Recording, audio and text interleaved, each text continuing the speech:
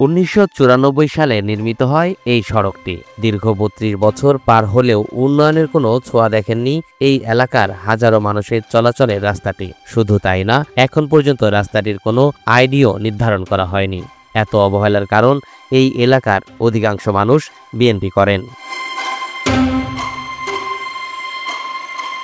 স্থানীয়দের দাবি, এই ওয়ার্ডের আওয়ামী লীগ নেতা ও মেম্বার আবুল কাশেম রাস্তাটির উন্নয়ন ও সংস্কারে বাধা হয়ে দাঁড়িয়েছেন। 93 বা 94 রাস্তাটা নির্মাণ হয়েছে।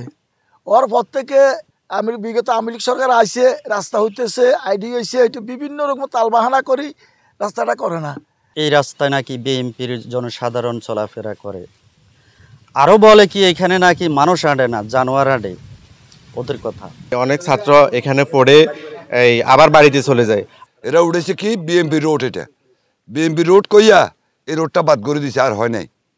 ঘটনা এটাই তো, এখন রোডে আমরা হাঁটতে পারতেছি না, গায়ে গোয়া চলতে পারতেছে না, কোনো কিছু নেই, কাদা।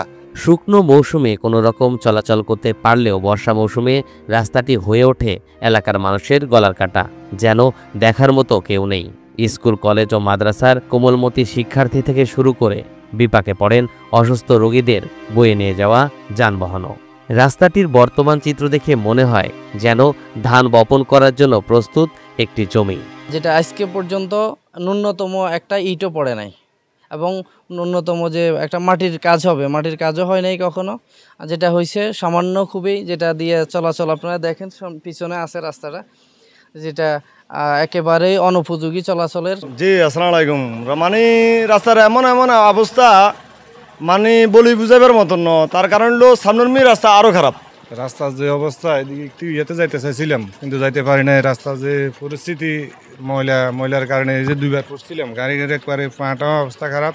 ফজর এবং আশার এই দুই সময় আমার অনেক কষ্ট হয়ে যায়, মসজিদের অনেক কষ্ট হয়ে যায়। এই জন্য আমরা চাই আপনাদের আমাদের মসজিদ রোডটা হয়ে যাক।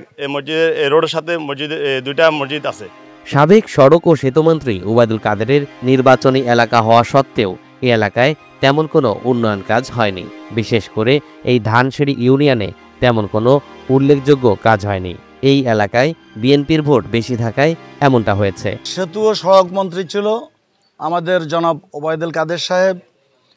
উনি দেশের জন্য কিছুই করছে না করছে জানি না। আমাদের এই অঞ্চলে কবিরহাট উপজেলা তথা ধানসিঁড়ি ইউনিয়নে উল্লেখযোগ্য কোনো একটা রাস্তা, কোনো পোল, কালভার্ট কিছুই করেন নাই। কারণ উনি ওনার শুধু মন্ত্রিত্ব এবং ওনার পাওয়ার অ্যাপ্লাই করছে, এছাড়া উন্নয়নমূলক কাজকর্ম বলতে উনি আমাদের এই অঞ্চলে কিছুই করেন নাই। আমাদের এই রাস্তা এটা ছাড়াও আমাদের অনেক রাস্তাঘাট আছে, পোল কালভার্ট আছে, যেটা আমাদের বাজারের পূর্ব পাশে একটা ব্রিজ আছে। এই ব্রিজের জন্য আমাদের বোধহয় হাজার হাজার মানুষ এখন এই যে নোয়াখালী খালের এই পাড়ে থেকে কোনো যোগাযোগের ব্যবস্থা নাই।